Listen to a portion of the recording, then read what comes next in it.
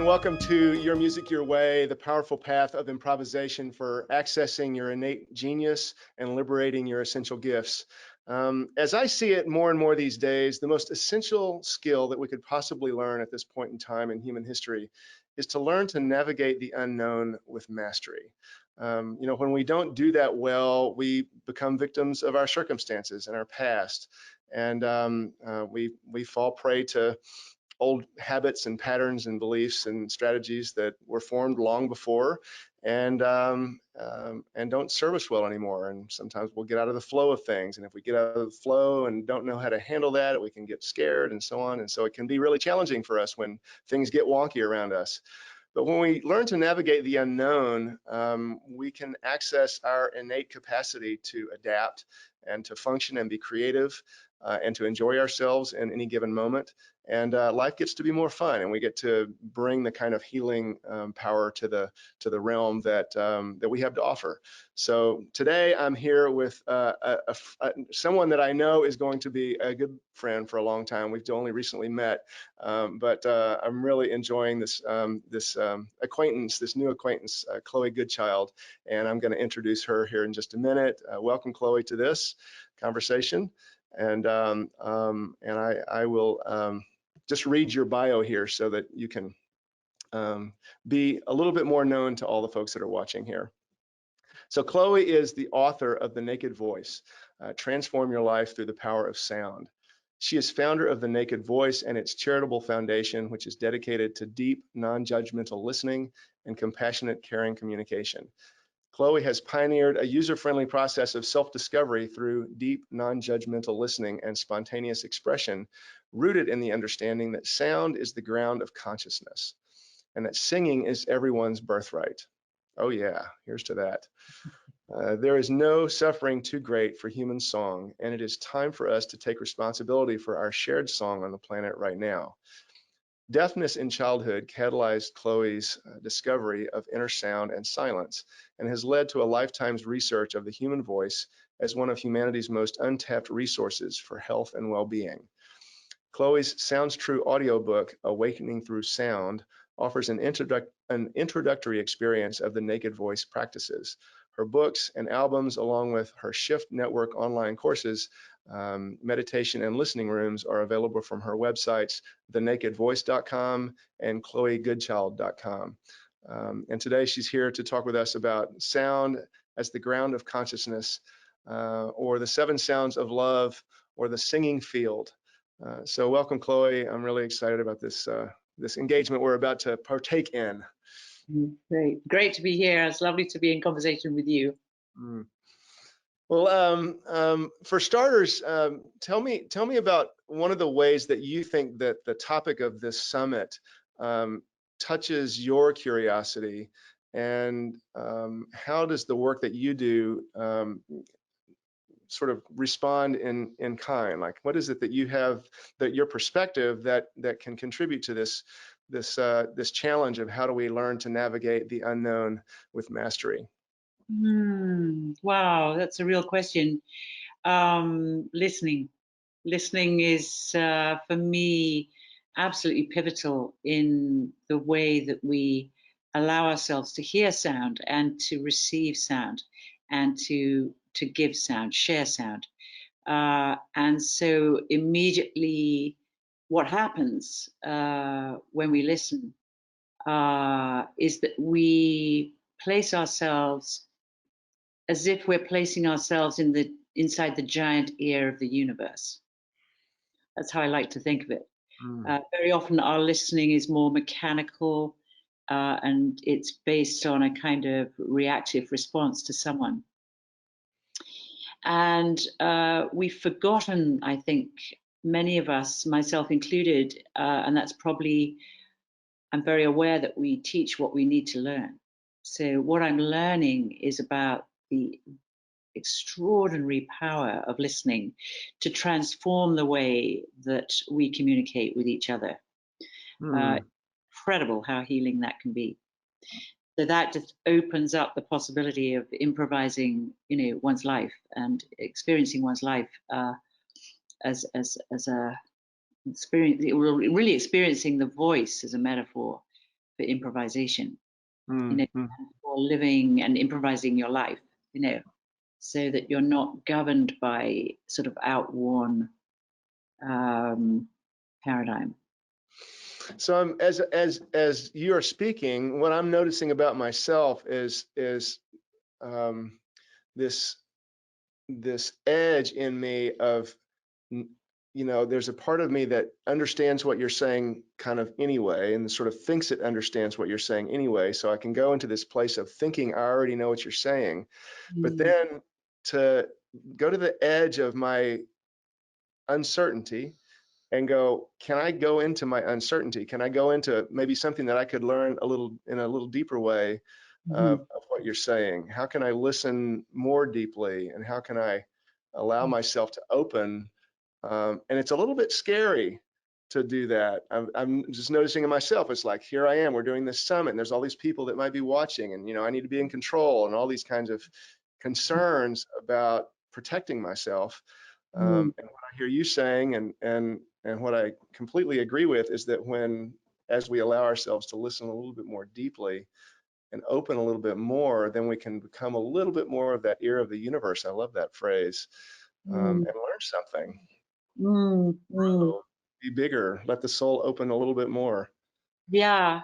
Well, for me, it turns into, I've decided that somebody said to me the other day, it's very clear that there are different channels through which we communicate. There are philosophical channels, self-inquiry channels. There are, psychological, more emotively driven channels. And there are spiritual channels, if you like, which are the kind of the embodiment of the philosophical and the psychological into something other. And there is something for me in the question, who is speaking or who is singing, that really helps me to start to open up, not only to the sound itself, but to the silence that gave birth to it in the first place. So the silence that follows it. So like that silence right there, and the silence that precedes it. Because as you say, we're just conditioned, aren't we, to sing or to speak as if it's a performance the whole time. We've got to impress somebody, and actually it's like, who is doing this? That was really something that I really absolutely interrogated my headmistress with from the age of 13. I remember being in school and being in her classroom a lot and just sitting with her in absolute agony, just saying, why am I being taught everything but what I want to know? And it was great. She was amazing. She'd go, yeah, God. Yeah. She really was very generous in her listening. And I'm sure that had a real impact on my understanding that, how listening can allow one to then enter a state of self-recognition. I'm not mad to be having these thoughts, for example. Right. And all of that. Right. Yeah, it's okay to be me. And sort of this reflexive universe that we seem to be in, and all the paradoxes that are associated with that. Somehow, if I can learn to listen, then maybe somehow this other can learn to listen, and then maybe I can speak what I have to speak, and it can be heard, and then I can actually the other can speak and what it has to speak, and I can hear that, and then we get be in this dance of, who is this? Yeah, and then you're swimming. There's a lovely, you probably know the Sufi, the Rumi poem that starts out, "What is the deep listening? A message from the secret ones inside," and it finishes with, "I would sell my tongue and buy 1,000 ears when that one steps near to the center of my chest, begins to speak." It's like kind of that kind of level of dedication. Would I sell my tongue and buy I would have to think about that, but I get the heart of it. Not quite there. Could I Well, type? Maybe if I could type. just how important is this? Well, I'd love to hear you talk a little bit. I didn't know this until I read this in your bio, but that you were deaf as a child. You had some Hmm. deafness as a child. Yes, yes. Well, it was only partial and it lasted for about 4 years. At the age of 4, I had traumatic surgery on my ears, tonsils. And what that did was, thankfully, by the grace of God, I was asleep. My mother had this instinct that there was something wrong following the operation. And she came into my bedroom and I was fast asleep, and there was just blood all over the pillow. And thank God, mother's instinct works. And so I leapt me into hospital. And that was really That must have pretty. been horrifying for her. Oh, I mean, unimaginable, unimaginable. And so that kind of the experience of that, even though the next surgery did in fact work, nevertheless, the healing process took about 4 years or so. So I was kind of like involuntarily plunged into silence. Mm. And so, um, clearly that impacted you eventually in a really good way. I'd like to hear you talk about that. Oh boy, it really was, yeah. I mean, when I actually see as a child, you haven't experienced anything else much yet, you know. So you kind of weirdly somehow you accept things as they come along. And for me, life was already an incredible adventure. I remember uh, running away. I had these kind of running away episodes, even around about that age. And because for me, it was about getting beyond the garden fence, being able to cross the road at the age of 4. I'd been told you have to go like this, and you have to go like this, and all of that. Anyway, so I was doing this kind of escape, finding these escape routes to not because anything terrible was going on at home, but simply because I just seemed to have been born with the spirit of adventure, Mm. and nothing and no one was going to stop me.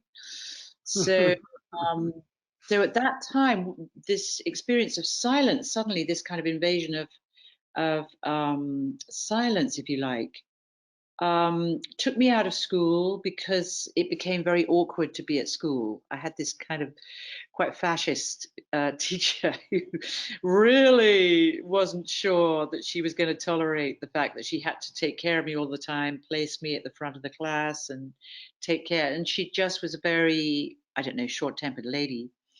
So I ended up, again, another wonderful thing, spending time on my own in nature. Mm. And I started to really love this because this was like, oh my God, look who's here.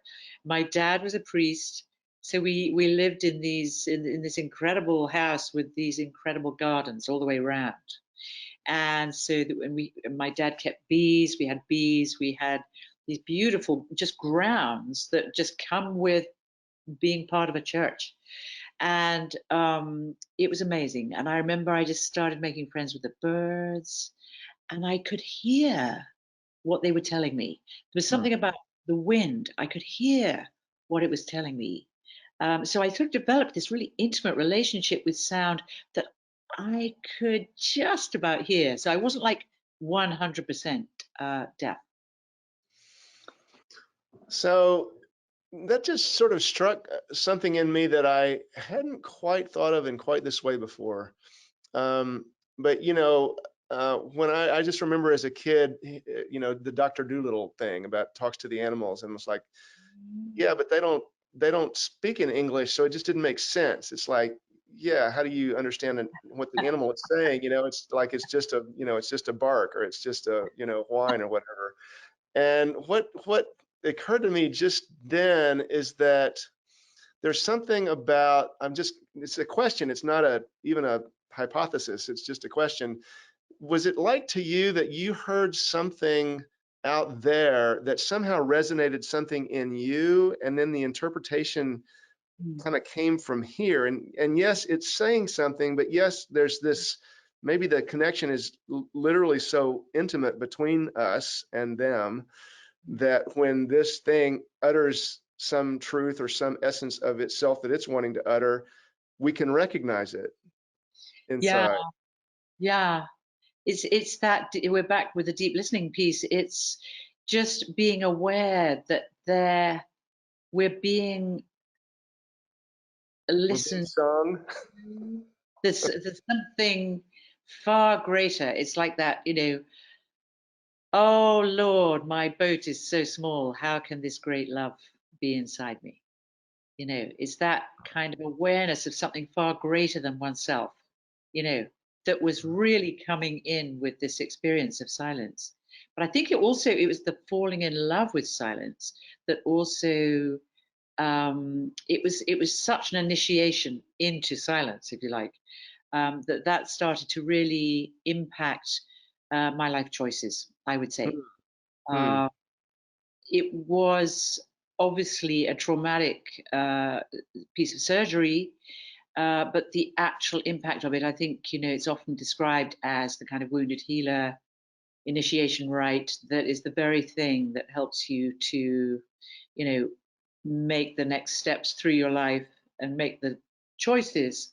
And for me, it was all about sound, Hmm. and uh, all about choral sound to begin with, because there was something about the vastness of what I was listening to as a kid that then translated when my hearing came back into sound. And choral sound was the most kind of realistic, most accessible version of that I could find, um, you know, as an evolution from that first experience. Uh-huh. Because I imagine the sounds like your experience of listening in nature, it was just, imbued with all this variety of sound and so many different pitches and so many different qualities that it takes an orchestra to begin to reflect that adequately. Yeah, yeah, a symphony of sound, really. It's A really, symphony. Yeah. yeah, I, gorgeous. I sometimes I call it the sonic sea. Oh, that's nice. Say more about that. Tell me about this. Mm. Well, when I shut up long enough to listen, there's so many sounds that are just always happening. It's just we're Mm, just we're embedded in sound always. mm, And so it's not really ever really even a question of is there any sound going on? It's paying attention to what it is. And mm, I'm here in my home now, and so there's the sound of the heater or the refrigerator and those things that are so kind of continual that mm, I can get to where I'm not even hearing it, mhm, and just become desensitized to it. And then it can seem quiet, but then, like I say, when I shut up long enough to really focus and start listening, I was like, what is happening? There's all mm. kinds of stuff happening. Yeah, yeah, yeah. I seem to think more and more. I notice in poetry, because it seems like poetry is a kind of bridge between the realm of nature and the realm of the vastness of life and of consciousness itself. Um, that so you've just reminded me of another poem there about uh, yeah, there's something about poetry that bridges everyday speak into singing. So poetry kind of just starts to take you out of your head, bypass the mind and the reactive mind, that is, and then starts to seep you in the musical mind. And then it's like you just find yourself saying things like, be helpless, dumbfounded, unable to say yes or no. Then a stretcher will come from grace to get. Stretcher. I love that. A stretcher will come. That is great. Yeah. Ah, I can't walk. Come help me, please. Great. Yeah. But has it always Yeah. been for you? It's like, how did this all happen for you? How did the sound piece happen for you? You know, that's a great question. It has I fight like the devil, anything that is wise and true. um, and I'm going to try to see if I can figure out how to answer this in just a couple of minutes. My career has gone through a lot of different stages, and most of it has been identifiable by my left brain, you know, by my rational mind. And I've tried to fix the world. I literally went to, you know, I was a quantitative statistician for many years and a research methodologist, and was trying to figure out the world. And I literally came to Chapel Hill, North Carolina to work on a PhD in international development and quantitative stat to study from a guy who was doing this really esoteric statistical method called LISREL. Very, not many people knowing it. And I came to study from one of the major teachers of it. Mm. And my substantive area was global maldistribution of food. So I literally went and studied my PhD, did my PhD work to try to fix world hunger, right? Woo! And and Wow. and, and there was actually a path to making a big difference. My easiest dissertation topic would have been to create a measurement model to measure basic needs around the world that would have been actually a major contribution to the field. And it would have been great with my major professor, and you know, I had a ticket forward, and it was like I would have done well, but I would have been a methodologist, you know, I would have been a, you know, and I was like, no, one of the other things that I learned is that's not how the world changes. Is, you know, you get Mm-hmm. these academics that are arguing about various opinions about what they think is the right way to proceed, and then you spend your career arguing about this paper and defending this one and trying to get this grant and blah blah blah, right? Correct. And Yeah. so and I realized, one of the things that I learned is that the way positive change happens in the third world is when a bunch of women get together and buy a cow, Mm. Oh, I right? love, I love that. Small, Just small little movement yeah. from nothingness into somethingness, Mm. and and that it's, and if it's watered and nourished, it grows, and then it spreads, and then it becomes the way things are done, and then it becomes a revolution. Oh, Um, yeah. Yeah. And so I left academia and I started doing video production to tell stories about these things, you know, things that are happening at the grassroots that, you know, have the potential to grow like that. And so I did that for quite a few years. And in the midst of that, I had a second divorce and just went into a lot of depression. And I ended up finding myself just sitting at, you know, just for my own therapy, because Wow. I was so devastated by my second divorce. Wow. But the piano was in the house already. But I had the piano that I had when I was a kid, and Oh, which I had kind of left for most of my adult life. I would sit down and play for a few weeks or something, and then I would play the same stuff that I'd played when I was in high school, and I was pretty good technically, um, but I'd never learned to improvise. And but during that time, this was, you know, around 2000 or so, I just sat down for my own therapy. I could sit and I could play, and I could at least, you know, bear myself after 20 or 30 minutes of sitting at the piano. And long story, a little bit shorter, I eventually, you know, became a professional musician and started playing the piano and got back to the guitar too, and started leading bands and playing weddings and playing in churches. And I still play at this church in Asheville. But then, and knew that I would probably teach adults how to get back to the piano. I knew that was going to be part of it. But along the way, I started realizing that there's magic in being able to sit down and just, you know, just something really simple.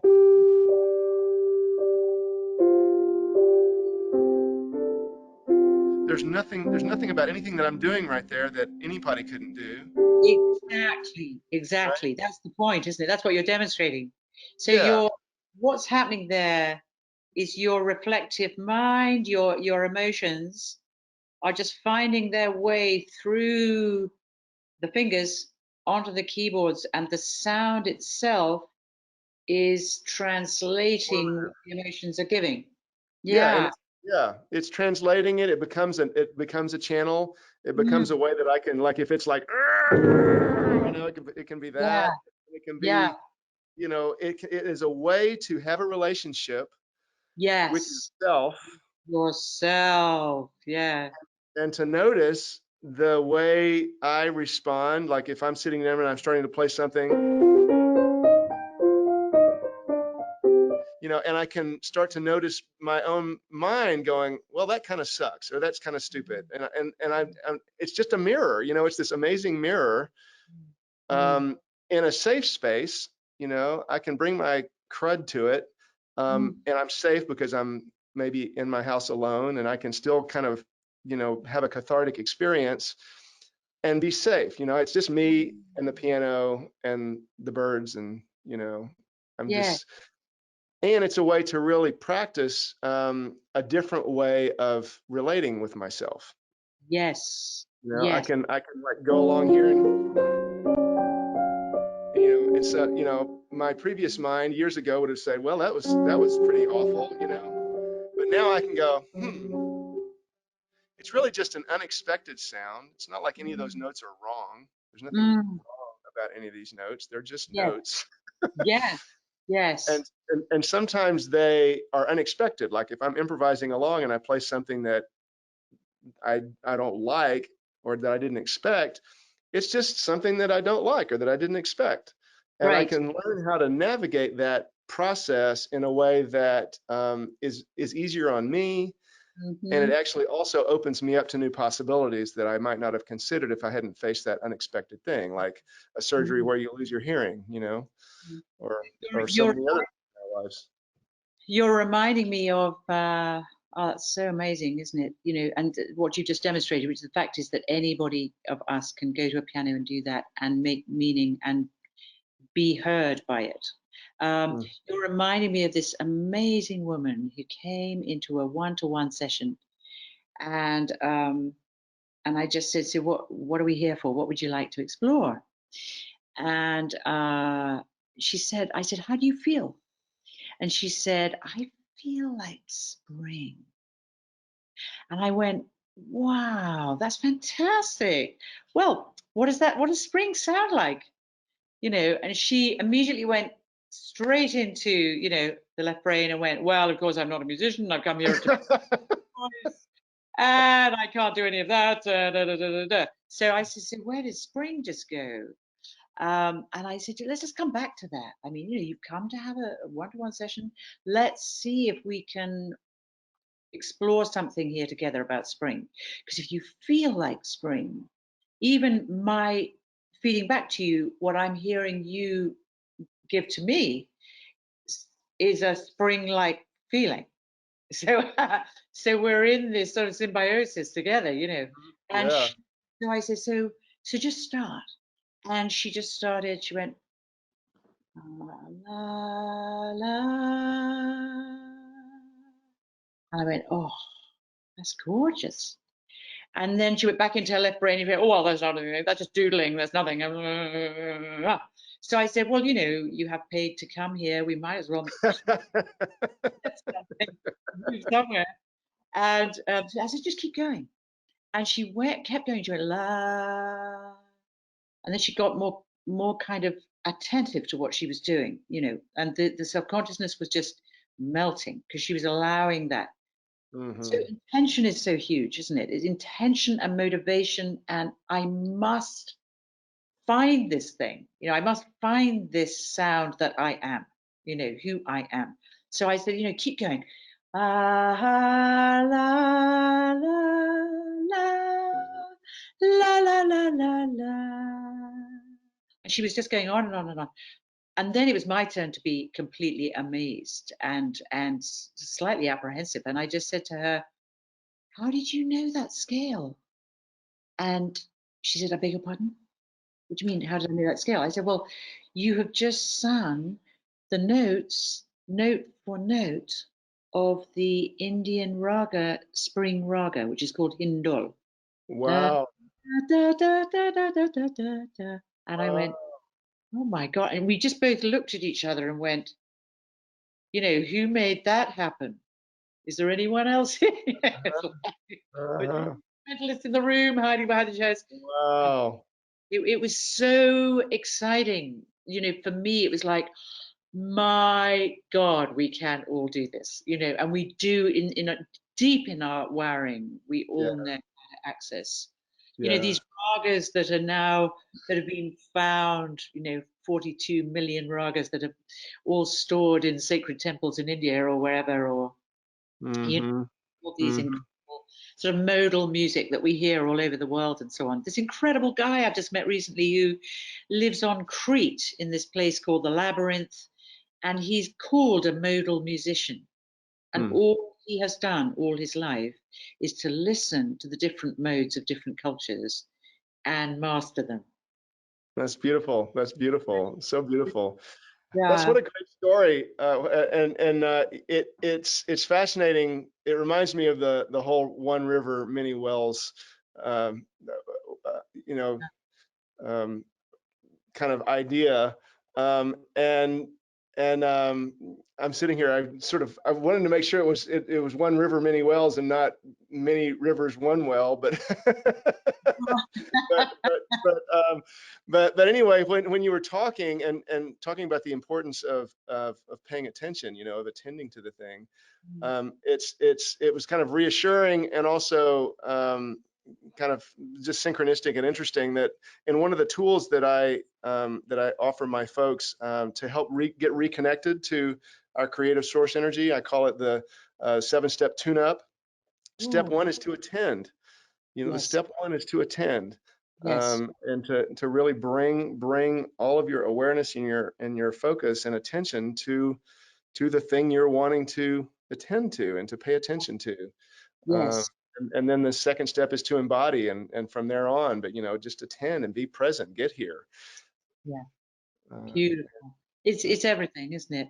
It's everything, you know. And it's interesting that there is sort of an increasing humanity is increasingly challenged by the capacity to do that, because we're just so crazed with so much going on in all directions all the time. mhm. So it's the attention, which you're saying is so important. And it's somehow, did you come in with that? Do we come in with that, and we just lose it? I don't know. I'm just aware that that's always been for me this kind of nomadic reaching for something that is maybe here and it's also over there, and I think I'll just go to India, and now I think I'll just go over to, you know meet the First Nation people in Montana, and I think I'll now just go and listen to the Sufis in Istanbul and so on. Well, Uh, what I hear, what part of what I hear in what you're saying there is that you are open to different kinds of, you're open to the world, you're open to different kinds of experiences. mm, And mm. and one of the things that came to my mind as you were saying that was that I don't know if you're familiar with um, Bruce Chilton's work on biochemistry. No, Um, not. but he's a huge influence in my thinking in the last few years. And one of the things that he says is that um, what what we're learning from epigenetics and so on is that there are these protein receptors around the cell wall whose sole job it is to notice. One of them is programmed purely to just notice for the presence of argon, and if it sees argon out there, it sends a signal into the middle of the cell and says, hey, there's argon out there, do whatever you do when there's argon out there. And then everything else is mechanical after that.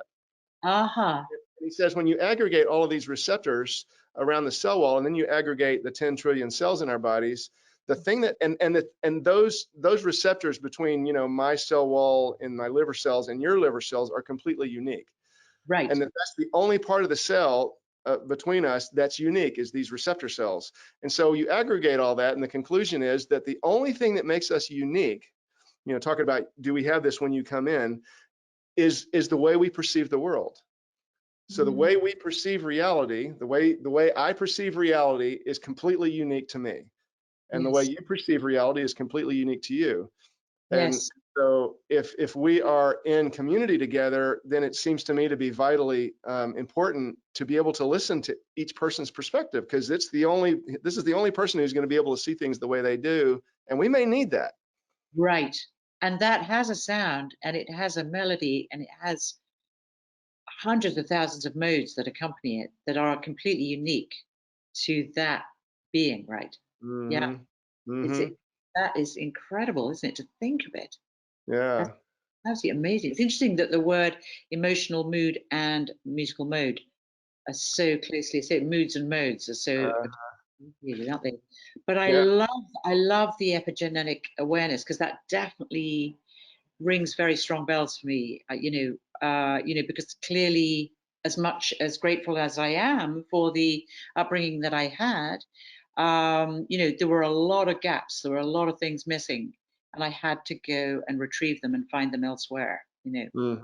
It was just, Yeah. and thankfully my parents just let me just do that, with kind of great dismay and shock quite a lot of the time. But it just sounds like and it's clear just from talking to you that you've just had such a rich life, and you have so much possibility, and the way that you see, the way you see now and the future, and there's just so much richness and possibility there. Well, the naked voice for me, which was a term that I coined in 1990, happened when I had a very transformative experience in 1990 in India. And I was exploring classical Indian music at the same time as sitting with non dual masters. And so I found myself a bit like a windscreen wiper thinking, am I more identified with that, with the singing of non dualism, or with the listening? And I It's a realized that, cartoon. yeah, yeah, it really was like this, and then I Is it found this myself. non-dualism or this non-dualism? Well, it was really from that experience, because my mind literally disappeared, and that's a whole other conversation. But for a period of time, the egoic mind completely lost its dominance over my consciousness.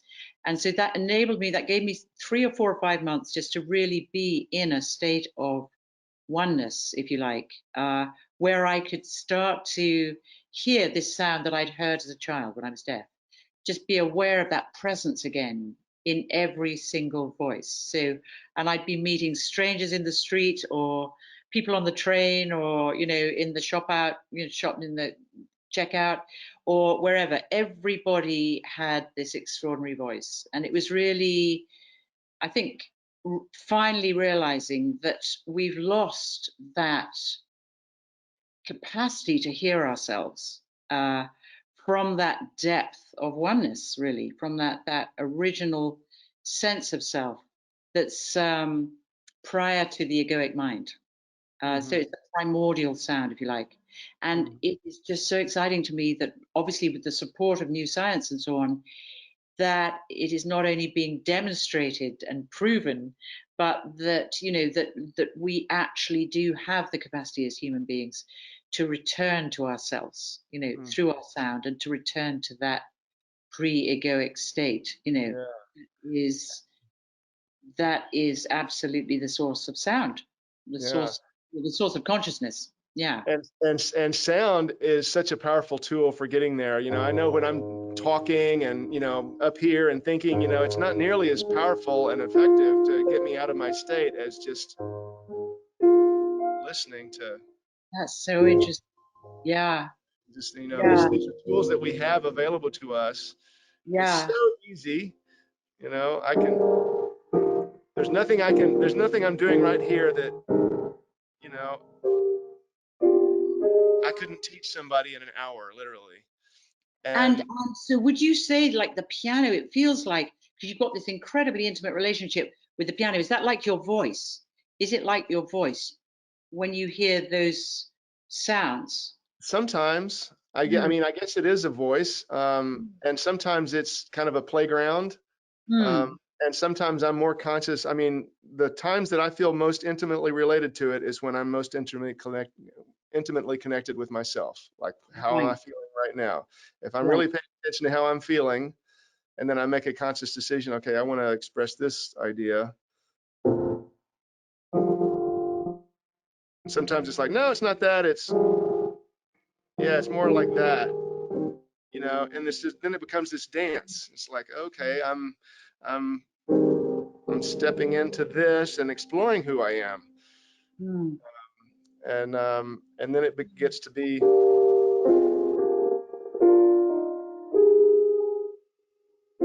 and then I get to notice that all of these things are me. Mm. There's a great story. I could talk with you for hours, Chloe. There's a great story about a teacher at Berkeley who had this master student. You know, he was sought by, you know, colleges and conservatories all over, and he's in for his first class with this guy, and the guy says, "Okay, play an A flat." He goes, "Play it again." Okay, play it again. And the guy started, you know, he's like wigging out a little bit. It's like, what's, you know, I thought this guy was supposed to be this great teacher. And they spend the whole time playing A flat, telling him to play it again, play it again. Gets to the end of the session and goes, okay, well, come back next week.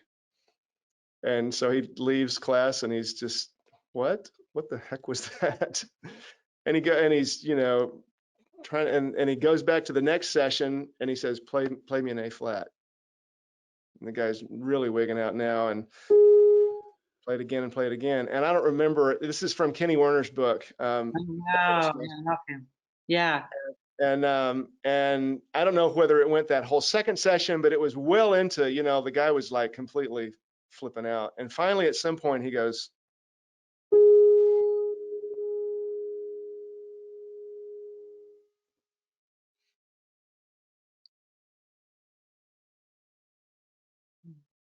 really paid attention to it, really listened until it completely faded away. And he looked at the professor and he said, okay, now we're ready to begin. Beautiful. And I just think that's such a great story illustrating what you're saying about the power of listening, Mm. that it changes everything. Mm-hmm. Amazing. Love, that's so beautiful. Thank you, that story, because what I also noticed was in your playing, just the way you played it the last time, that was also accompanied by silence. That the silence that followed it was also part of the sound. Mm-hmm. And that, you know, that's just so important, isn't it? The whole language of silence and how that influences the sound made, or the sound that is to come, is just incredible. You know, it's incredible. You're Yeah. reminding me also of this story in India. This man, the Dagar brothers, who are this kind of classical Indian family of singers, and they were with a friend of mine who was an opera singer, and she decided to go out, you know, to learn Indian music. And so they were all sitting on the ground. Kind of like me wanting to cook Indian food. Uh-huh. Yeah. Oh, yeah. Oh, join you on that one. So it was like, so she comes into the room and they're sitting there, and it's a similar thing happens. And he goes, okay, so now we are going to sing, what is your note? She said, what do you mean, what is my note? She said, what is your note? Do you sing, is it, so the sa being like Ado, sa, what is your tonic, like the tonic home note? What's your, because obviously in India, you have maximum one, possibly two notes that you sing all your life. I mean, that is the absolute ground of everything you sing. And so that was amazing. So anyway, they found a note and she started singing. So he said, okay, sing that note and we'll sing it as sa. So he says, right. So he said, okay, so if you just sing that note. So she goes, and she's opera singer, you know, she's sa, you know, just this beautiful sort of operatic sa. And she goes, you know, thinking that would be fine. Like, And he looks at her and he goes, no. and That this just goes won't on, do. I promise you, for 2 weeks. And she says she cried, she screamed, she went through every imaginable emotional state. And Wow. finally, after 2 weeks, she heard herself. She really heard herself. I Wow. love that story. And That's a great story. she's so beautiful the way she tells it, but it's just the same as you are describing. Mm-hmm. Mm-hmm. Yeah. Well, Chloe, this has been totally delightful, as I knew it would be. I'm really grateful that you took your time today to do this. And I know that you have an offering to make to the listeners that might help them to connect a little bit more and find out a little bit more about the work that you do. So Well, please share that. it's been a great delight, real privilege to be in conversation with you too. And I have it's like one of our major core practices is just simply called the 7 sounds of love. So it sounds like you and we know about sevens. So Yep. this one is 7 sounds of love, and it's basically a sound with energy movement that takes you through the 7, if you like, the 7 musical chakras, but in a pitched form. You can do it either unpitched or pitched. Uh, but each chakra is accompanied by an energetic movement, a mudra, that assists you to experience what we call the 7 sounds of love. So it starts with instinctual love, with the source of love, from the root chakra, moving into sexual or creative love, in the second, moving to instinctual love in the third, moving to devotional love in the fourth. And these are all musical intervals that you're hearing them at in different modes. You can use them in modes as well. Hmm. Moving to all-inclusive love, which is the throat. Moving to compassionate love, which is the pineal gland, the third eye. Mystical love at the back of the head. And then universal love, which is the crown. And then you come down again Huh. with these different mudras. Wow. So I'd like to make that an offering, and the link for it is going to be just below Right here. below. Yep, right below the video. Yep. So Really. you can click there and get over and get that from Chloe and connect with her. And so this has just been fantastic. I really enjoyed this thoroughly. I would love to do it again sometime. Great. Me too. So Be great pleasure. Yeah. Great. very good. So thank you everybody for participating, and please check out the next video that's going to be happening a little bit later today. I don't know what that is yet, but it's going to be awesome. It Uh, will be.